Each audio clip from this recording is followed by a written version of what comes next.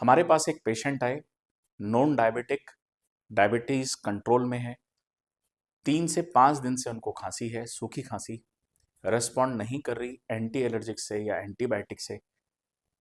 कोई और सिम्टम नहीं है, कोई फीवर नहीं, चेस्ट पेन नहीं, सिर्फ सूखी खांसी, और वो भी हिस्ट्री 3 से 5 दिन की।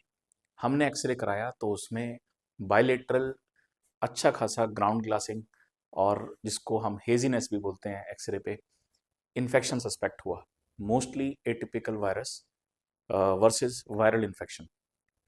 तो पेशेंट का सवाल था कि डॉक्टर साहब, अगर आप निमोनिया बता रहे हैं तो निमोनिया के फीचर्स होने चाहिए थे, बुखार होना चाहिए था, खांसी में बलगम होना चाहिए था, चेस्ट पेन होना चाहिए था।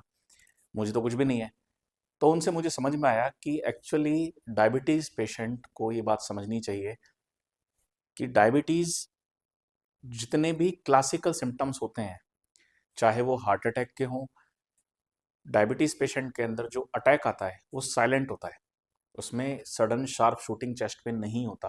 तो सिमिलरली निमोनिया भी साइलेंट होता है, फीचर्स नहीं आते, क्लिनिकल सिम्टम्स नहीं आते जो आने चाहिए। तो जो भी डायबिटीज़ पेशेंट हैं, आपके लिए इन्वेस्टिगेशन सबसे ज़्यादा ज़रूरी है। इन्वेस्टिगेशन बेस्ड ट्रीटमेंट आपके लिए सबसे ज़्यादा इंपॉर्टेंट हो जाता है।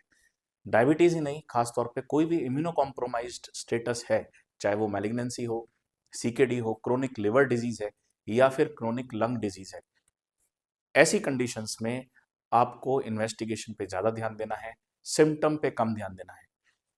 मेरा मैसेज सिर्फ ये रहता है कि normal day to day life से अगर आपके अंदर कोई भी बदलाव आ रहे हैं, थोड़े बहुत भी चेंजेस अगर आप फील कर रहे हो, तो आप इमीडिएटली रेस्पेक्टिव डॉक्टर से कंसल्ट करिए, चाहे वो हार्ट से संबंधित हो, लंग से संबंधित हो, किडनी या लिवर से संबंधित हो।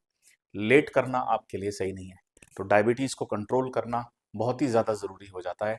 स्ट्रिक्ट ब्लड शुगर कंट्रोल आपके लिए सबसे ज़्यादा ज़रूरी है, और अगर इसके कॉम्प्लिकेशंस आते हैं तो उसको इमीडिएटली ट्रीट कराना ज़रूरी है। तो थैंक यू सो मच। इस मैसेज को ध्यान रखना काफ़ी इंपॉर्टेंट है, और स्प्रेड करना, ताकि लोग इससे अवेयर हो सकें कि डायबिटीज़ एक साइलेंट किलर है जो खामोशी से बहुत सारे कॉम्प्लिकेशंस आपकी बॉडी में करता है। Thank you.